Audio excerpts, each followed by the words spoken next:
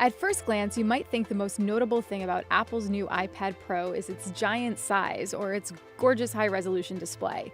But actually, the more interesting thing about the new iPad Pro is its price.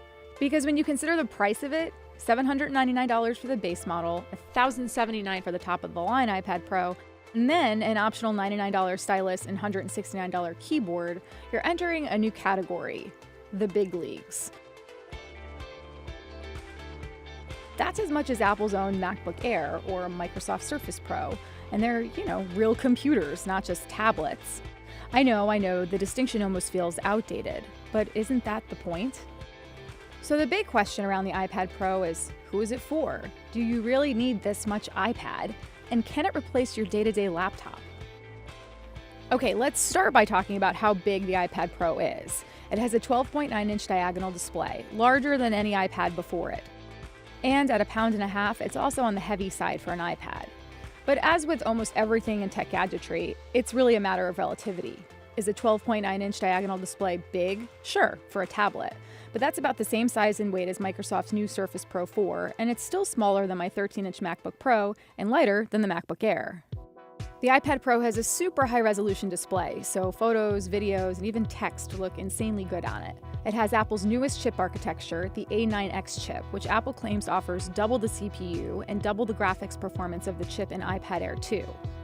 And Apple claims 10 hours of battery life, though in my test it came in just under that. It is, without a doubt, the most powerful iPad ever. In fact, there are a lot of things about it that make this feel like a full computer. It can multitask with split screen, so you can run various apps like Mail and Slack or Microsoft Word and Microsoft Excel side by side in their full size. And if you pony up for the Apple Pencil, you can do pretty remarkable stuff with software like AutoCAD 360, Paper by 53, Adobe Photoshop Fix, Mix, Sketch. I've been working on my dream kitchen in Paper, making a mock-up of a Christmas card in Adobe Comp. I edited photos in Photoshop Fix. I even tried to design a 3D model for a car in the app You Make, although honestly it looked more like a car crash than a car. There is something unapologetically Apple about revealing a white pencil and calling it Pencil and charging $99 for it. And it's lacking some basic design elements that something like Microsoft Surface stylus has. The top part of it doesn't work as an eraser, it's not magnetized, and it doesn't have a clip if you want to get old school nerdy and stick it in your shirt pocket or something. But this pencil is technologically impressive. Where using other styluses often results in a tiny bit of latency, the Apple Pencil felt really accurate when I was using it. It has a tilt sensor so it knows when you're shading. Basically, it felt like using a pencil. Then there's the keyboard. Maybe even more so than the Pencil, Apple really is taking a page from Microsoft here with this cover keyboard. But the addition of Apple's own keyboard really does make the iPad Pro feel like a PC replacement. It looks like a standard iPad smart cover, but a quadrant of the cover is all keys. Using a magnetic smart connector, the iPad snaps into the smart cover keyboard, and then the keyboard itself draws power from the iPad, so you don't ever need to charge it.